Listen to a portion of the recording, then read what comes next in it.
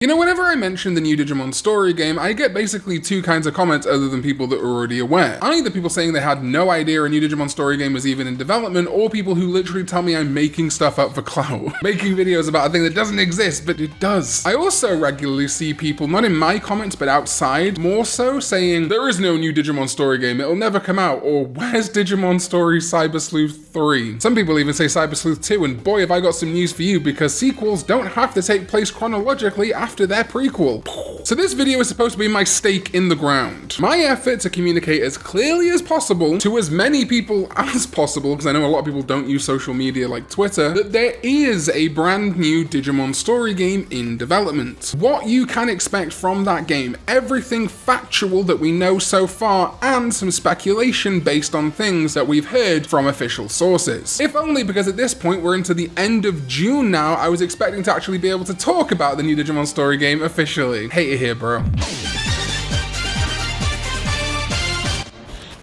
What is up, digital companions? My name is Karn EX and welcome back to another video. And a reminder, if you love Digimon videos, please do like and subscribe. And make sure you check out today's sponsors, ZeninTCG. I absolutely adore working with ZeninTCG. They are your one-stop shop for Digimon and anime goods. They've got tons of Digimon stuff up for pre-order and purchase. A lot of the cool premium Bandai stuff, some imports from China and beyond. And if you're looking for stuff that isn't Digimon, they've also got a really healthy selection of anime and Kingdom Hearts and things like that. But ZeninTCG now also presents their own new Digimon VPET cases. Protection Digivolved, allowing you to protect your favorite VPETs. The DMX, the DM20th, and the Digimon Color. These cases are industrially produced and not 3D printed to ensure the highest quality. And if they get enough support on these VPET cases, they would love to also make cases for the Pendulums and Pendulum Color. These cases feature a crystal clear midsection with a durable hard shell, frosted bumpers, and a snap lock. And as you can see, they are absolutely gorgeous. And I know there's a lot of VPET fans in my audience, so this would make a fine addition to your collection. So do make sure you go grab those VPET cases. I might have to get one myself. It looks pretty dope. And check out all the other goods that ZeninTCG has got. Tons of really fun Digimon stuff and beyond on there. Thank you to ZeninTCG for sponsoring this video. So what is the next Digimon story game? Well, first of all, it's a game, not an anime or something. And specifically, it's going to be a JRPG, just like the other Digimon story games. And the game was produced by Kazumasa Habu, who was the producer of Digimon Stories Supercross Wars Red and Blue, Digimon World Redigitize and Decode, Digimon Adventure on PSP, Digimon All-Star Rumble, Cyber Sleuth Hacker's Memory, World Next Order International Edition, and Digimon Survive, and was also a production assistant back in the day on Digimon Story Lost Evolution. So he has a big pedigree with Digimon games, and in particular JRPGs like this one, meaning it is not a traditional Digimon World style monster raising game, and instead is more of a traditional RPG with some monster raising elements like its predecessor in the Cyber Sleuth collection. However, unlike Cyber Sleuth, it will take place in the actual digital world, at least partly. We don't know if there's going to be a real world component or not, as opposed to Cyber Sleuth's kind of liminal space between the human world and the digital world. And it is not a sequel to the Cyber Sleuth games. It's not going to feature the same characters or continue on that storyline, though much like many Digimon games, cameos are very likely, and it wouldn't surprise me if Mireille in particular cameoed along with the protagonists of the Dawn and Dust games, who also love to show up in these story games. Habu also confirmed in the same interview where he stated that the game indeed will follow the Olympos 12, which is why myself and many other fans refer to this game as Digimon Story Olympos, even though we actually have no idea what the actual name or subtitle of the upcoming game will be. Thank you so much, Digimon Games. I'm not at all in stasis right now. The Olympos 12, if you don't know, are a group of 12 Digimon based on Roman and Greek myth, the two being very similar pantheons. Residents of the Iliad server, similar to other servers you've seen in Digimon, which is overseen by the host computer Homeros, who is similar to Yggdrasil, which more of you may be familiar with from Digimon Tri. We don't actually have any pictures of Homeros right now, so I'm probably just going to put a picture of Homer here. The Olympos 12 members are Bacchusmon, Ceresmon, Junomon, Jupitermon, Marsmon, Mercurymon, Minervamon, Neptunemon, Venusmon, Volcanusmon, Apollomon, and Dianamon. The latter two also having a DNA Digivolution called Grace Novamon. Apollomon and Dianamon are also notable because their rookie forms Corona Chronomon, and Lunamon were the mascot Digimon of Digimon World Dawn and Dusk, which despite being called Digimon World in the English-speaking part of the world, were actually both Digimon story games in Japan, Digimon Story Sunburst and Moonlight. This may mean they are once again starter contenders for this new Digimon story game, but there's no confirmation of this in any way. And oh yeah, by the way, Digimon story games do tend to have starter Digimon or starter packs of Digimon. So if Toei Animation was talking about games, they might actually be right, but they weren't. Another notable Digimon that is a pre-evolution to an Olympus 12 member is Aegiomon, the champion form of Jupitermon that also has split ultimate forms in Aegiacusmon, Aegiacusmon Blue, Aegiacusmon Dark, Aegiacusmon Green, and Aegiacusmon Holy. While we have no confirmation these will be in the game, I would say the chances are very high given Aegiomon and its evolutions already got a strong focus in Digimon Crusader, which was also an Olympus 12 centric game for mobile devices. You can check out my theory video on the role Aegiomon might play if you want to depart the realm of fact and enter my fully theory-laden ideas based on a game we don't even know the title of though. Habu did also specify in the Q&A at DigimonCon 2022 that not only does the game feature the Olympus 12, but to quote, yes, the Olympus 12 will appear as central characters of the story. So yeah, not just featuring, but central characters. I would expect a lot of very key moments featuring the Olympus 12 in a very similar way to how the Royal Knights were implanted into the plot of Cyber Sleuth. The new game is confirmed to have been in development since 2017, though its development may have begun in 2016 straight after development wrapped on Cyber Sleuth, and either during development or towards the tail end of development on Hacker's Memory. Habu has stated one of the hardships in development is trying to hit the lofty goal of a game that includes every Digimon. This is significantly harder than say Game Freak has it with Pokemon, as there are easily 400 to 500 more Digimon in existence than the 1025 current amount of Pokemon. Habu also iterated this time the new Digimon story game was in development for the PS4, as opposed to the Cyber Sleuth and similar games, which were designed specifically for PlayStation Vita or PSP, etc., with Cyber Sleuth on Vita later receiving ports to modern consoles and PC. This puts the new story game in an interesting position. Sony mandates all new PS4 games must be compatible with PS5, meaning that new PS4 games can release still, despite the fact that PS5 is the most recent console. And that means the new story game will have to be compatible with PS5 too, adding some development time. But will it still be a PS4 game? We're not sure, but it seems most likely. Digimon Survive was in a similar spot as a PS4 game that entered development before the PS5 existed, and it didn't shift development and become a PS5 title once it was out. So I would imagine the next story game is in the same spot. This could create some worry that the game will feel immediately dated the moment it comes out, but honestly some PS4 or PS4 Pro games still look excellent and only benefit from features of the PS5 like the SSD. I'm a little disappointed we're not going to be seeing some insane FF7 remake style of graphical fidelity in a Digimon game, but do any of us really want that right now? Plus, and I say this as someone who loves Pokemon and Digimon, if a game can release in the state Scarlet and Violet did back in 2022, I think the next Digimon story game is going to be just fine. I also think it's likely we may see it either at launch or shortly after on Xbox, Switch, and Steam too. And if the Switch 2 is backwards compatible, it'll probably be on the Switch 2 as well. All of which adds time to development, but given that Digimon Survive did launch on PS4, Xbox, Switch, and Steam, I think Bandai Namco recognizes it's most profitable for games such as these to be multi-platform at launch. We have no confirmation either way whether the game has moved to modern platforms or indeed is multi-platform, but again, it's something to address and make clear that I think is important contextually for this game. Our last update, all we know is that it was in development for the PS4, so bare minimum you should only expect it to be on the PS4 at this stage. However, I think it's incredibly likely it will be multi-plat. This change from games produced for PS Vita or handhelds in general also meant the team would have to remake the game engine for the PS4 and update all of the graphics. To quote Habu, that would require 3 to 4 years to make a solid product from scratch, and that would leave a long time to wait after Cyber Sleuth's release. That's an interesting lineup, right? That 3 to 4 years brings us smack dab from 2016 or 2017 right into the pandemic period of 2020/2021, just to get the game and graphical engines together for it, meaning development was either full steam ahead or certainly far in, right as the pandemic hit. And indeed, if those 3 to 4 years were more so focused on engine and 3D models and not the main part of the game, that actually only leaves us in a much more reasonable development time of 3 to 4 years, not dissimilar to other games with new engines or indeed that shifted engines during development like the infamous Kingdom Hearts 3, which admittedly took some DLC to fully bring together but is now largely celebrated. That full development timeline is around 6 to 7 years at this point, but again we know that a lot of Habu's resources and other people's resources were shifted to Survive 2 during development, and during the pandemic, Digimon Survive was intended to be the stopgap game between Cyber Sleuth and the next story game, and instead kind of became one of the bigger games in Bandai Namco's library for Digimon, I think because of the pandemic and because of development issues. And even at 6 years, it's far from the longest development time for a JRPG. Even Persona 5 took around 5 years of development. While I can't promise that the next Digimon story game will be on par with Persona 5, you can at least see that this kind of development timeline actually isn't that crazy. The main thing that's disappointing is they announced it super early. But again, I don't think they anticipated development being quite this long, and the pandemic did factor into that. We also know Habu and Bandai Namco are focusing on a more adult audience, people who grew up with Digimon rather than children who might be getting into Digimon now, which is why Digimon Stories Cyber Sleuth, Hacker's Memory, and of course Survive all tackle much more adult and sometimes dark themes. Habu was also aware of the Digimon game's popularity not just in Japan, but with an international audience too. As such, it's very likely this demographic will be informing the tone of the new Digimon story game too. Sadly, however, in the biggest blow to this game so far, in February of this year, 2024, Kazumasa Habu announced he was leaving Digimon Games in a tweet, but also confirmed that the game is still in development with someone else who still is unnamed taking over his role. The reason for Habu's departure, the state of development of the game, and much more is still a mystery. However, he did confirm in his announcement tweet he left the company in April 2023, meaning presumably development has been continuing without Habu for over a year at this point, making a good case to double confirm Habu's insistence that the game was still in development. If things had fallen through that badly, surely the time that they announced, or Habu announced his departure, would also be a really easy time to also say that the game wasn't in development anymore, that it had been cancelled. He's leaving, the game's done, sorry. But they didn't. He held firm, and indeed, at Digimon Con, Takahiro Yokota also confirmed we would hear information about the next Digimon story game, quote, soon. Meaning we have had 2 confirmations this year alone that the game is still in active development. Do I sound like I'm coping right now? A little bit, but it's true. I had assumed that coming soon meant information would come at the end of the fiscal year 23-24 in like March or April, but that never materialized. I would say our next 2 things to pin hope in are the end of this month, and if not that window, then sometime toward the end of September around Tokyo Game Fest. I think the usage of soon implies around the period of 1 year, so the absolute latest I would expect at least a crumb of information is March 2025. However, I believe our next update may be more significant and probably sooner. As of now, development of the game is at about the 7-year mark. We know Habu was juggling games as he was also working on and releasing Digimon Survive in this window, and I do think the pandemic plus Survive had an inevitable knock-on to the next Digimon story game. However, Survive does give us something to cling on to as far as information and release dates might go. Survive was very quiet as far as details went throughout its development, with social media and official channels going deathly quiet about it for months at a time. However, when Digimon Survive did update, and it wasn't at Digimon Con, where Digimon Con barely mentioned Survive, was just like, we'll update you when we can, suddenly we got an update in April 2022 for a July 2022 release. This bodes really well for the next Digimon story game too. I think a lot of people see silence as confirmation of death of a project, but honestly I am very much expecting the next update to at bare minimum be a full gameplay reveal, if not a title, gameplay, and release date confirmation all wrapped into one. I see a lot of the pessimism in the fandom, very similar to the pessimism I saw during Survive, when Survive had no firm release date in sight and seemed to keep getting delayed. People saying Survive will never come out, they've cancelled it, and they're saying the same thing about this new Digimon story game, it'll never come out, they've cancelled it, Habu left, it's done. I think the game's gonna come out. Better to release a game than cancel it this far in development that you spend that much money on. But that's everything we currently know about the next Digimon story game. What do you think? Is it ever gonna release? Did Habu leaving Digimon Games spell its end, or do you think we're on the cusp of one of the biggest Digimon games ever? Let me know all your thoughts in the comments down below. If you like these videos, please do consider becoming a patron over on patreon.com/Karn EX, like my sovereign ZDK14, the absolute GOAT. And thank you to my channel members here on YouTube for supporting the channel too. And I'll see you next time when we go digital.